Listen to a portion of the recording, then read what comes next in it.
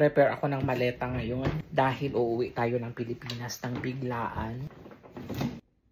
Impake na ako. Uuwi tayo ng Pilipinas. Today we're gonna do roasted garlic. Boil. Salt.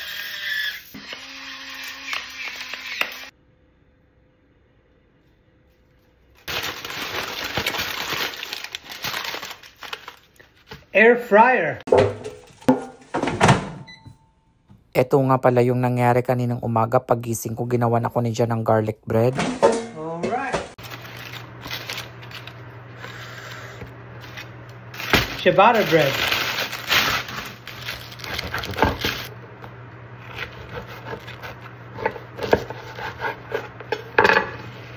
Garlic.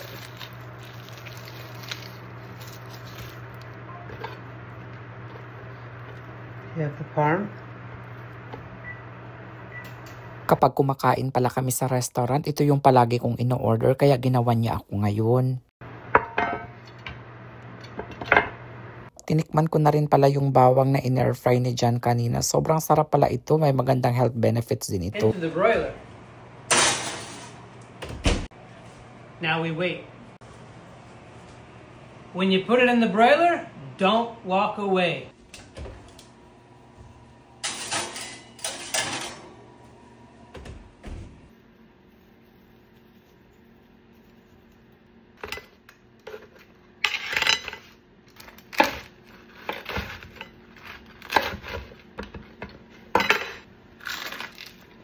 Lamig kayo! Nagtimpla na rin pala ako ng kape pagkatapos kasi masarap itong i-partner sa kape. For our lunch, gagawa lang pala si Jan ng high heat chicken at ito ang mga ingredients, lemon and garlic.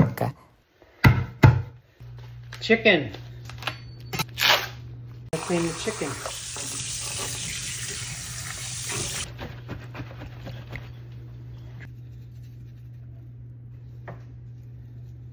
Salt in the cavity. Don't forget the cavity. Lemon. Garlic.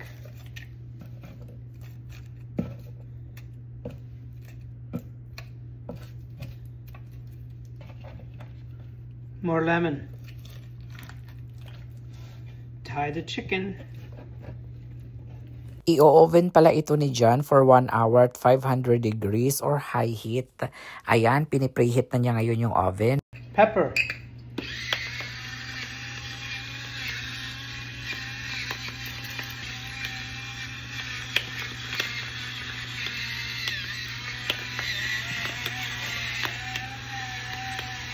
Save yourself a lot of headaches. Pre-treat your pan.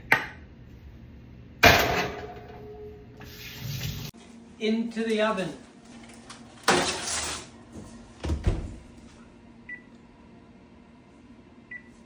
Ubusan pala kami ng romaine for our salad kaya nag-quick grocery run lang si Jan. Pagbalik niya, tinignan niya, brown na, malapit na maluto yung chicken.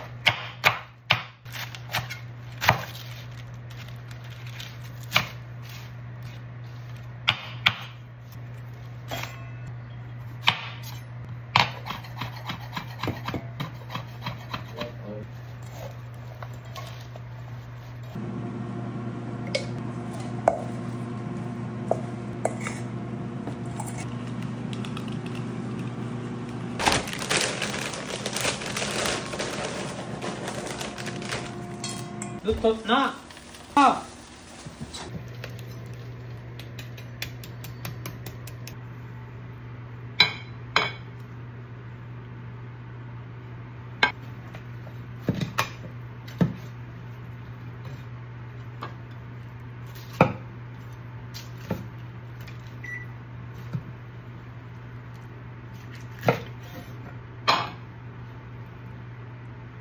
Lami kayo! Anak ko na cheese.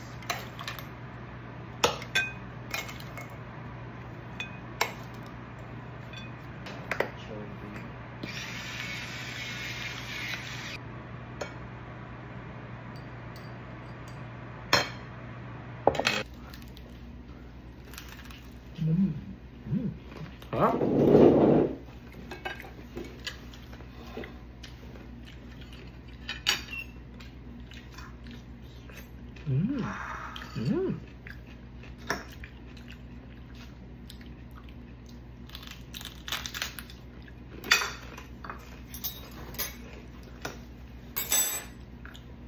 Chicken's good.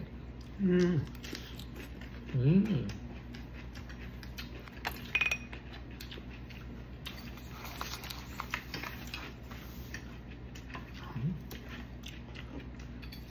Mm.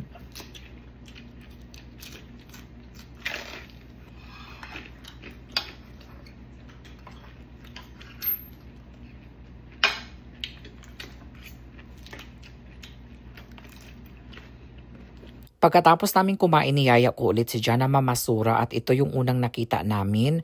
Napakagandang washing machine at kung titignan mo, konting linis lang ito. Okay pa ito dahil mamahalin ito.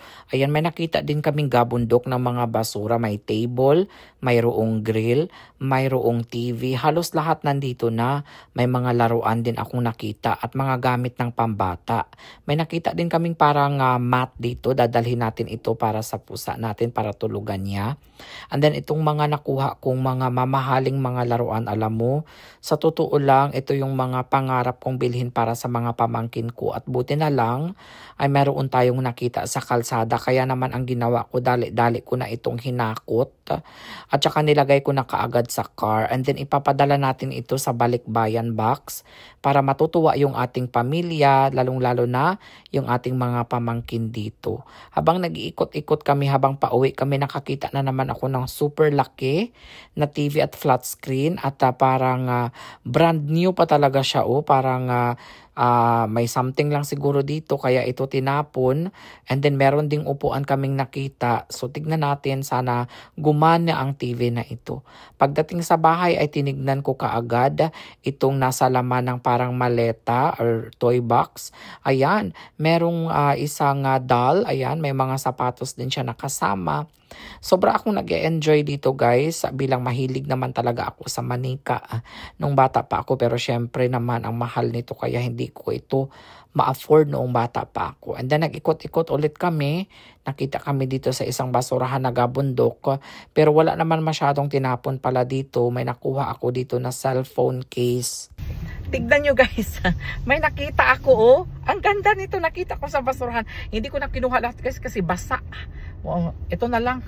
Ganda nito wow, bongga ang nakuha ko ngayon. Oo.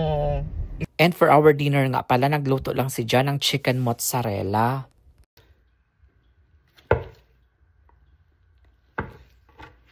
Eggs. Flour. Panko crumb.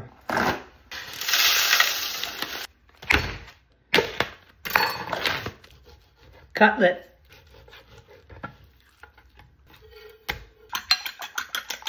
Salt.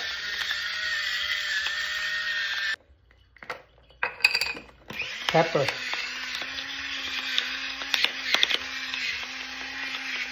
Onion powder.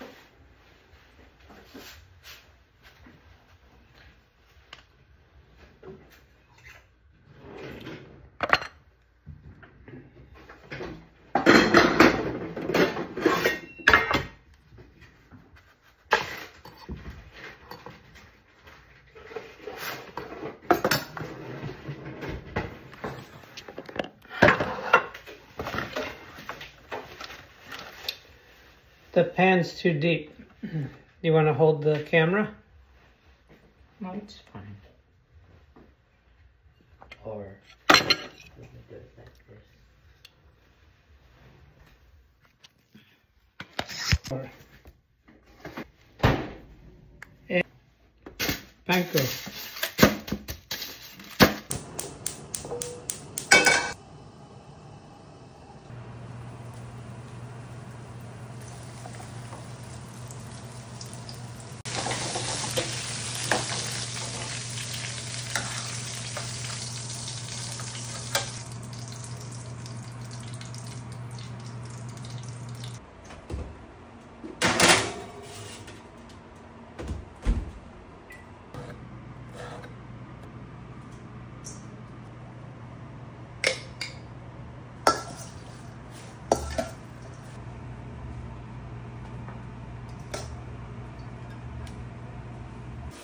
They didn't know.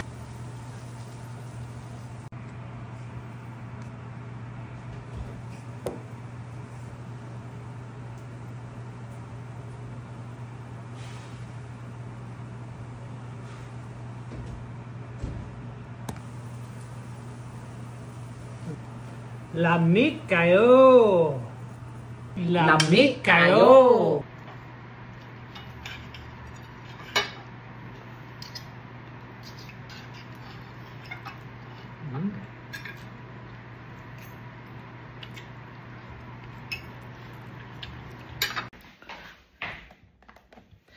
Good evening, guys. Currently it's 6 p.m. and hindi ko alam kung paano ito ikukwento sa inyo.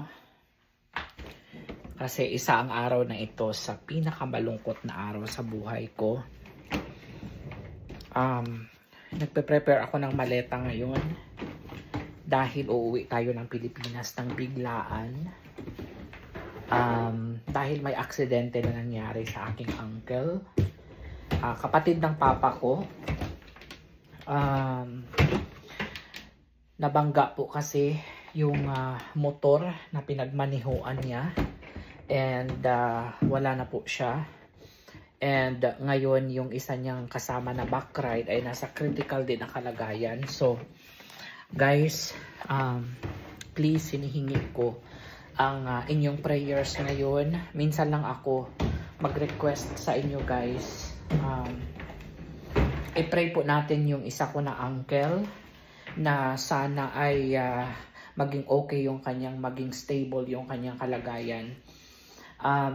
Yung uncle ko is hindi talaga siya like namatay talaga siya on the spot, guys. So napakabilis ng pangyayari. Napakabilis, hindi man lang siya nadala na sa ospital. Kaya ako, nalulungkot ako ngayon. Actually, si John, even si John hindi rin makapaniwala, guys, sa nangyari sa uncle ko. Kasi sobrang bait nun. Mga nababasa ko na post sa FB ngayon is puro pasasalamat, puro pagkamis sa uncle ko. Kaya uuwi ako ng Pilipinas, kaya napabilis ang pag-impake ko ngayon. Kaya mag-i-impake ako ngayon. Bali, 2 maleta lang yung dadalhin ko. And then, wala na akong mga masyadong dadalhin na damit, guys, kasi may mga damit na din naman ako doon sa probinsya.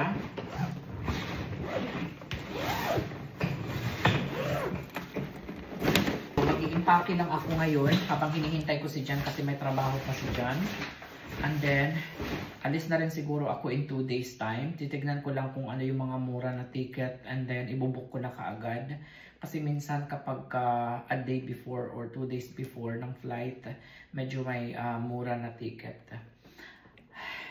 Hindi pa rin ako makapaniwala, guys, sa nangyari sa uncle ko, pero ganun talaga ang buhay.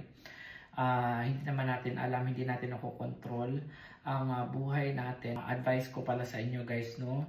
Dahil kapag kabuhay pa yung mga parents ninyo, mga uncle, mga auntie ninyo, iparamdam nyo na sa kanila kung gaano sila kamahal, kung gaano nyo sila kamahal guys, dahil darating ng araw na hindi nyo na sila makikita, hindi nyo na sila makakasama at huli na ang lahat para makapagsabi kayo ng I love you sa kanila.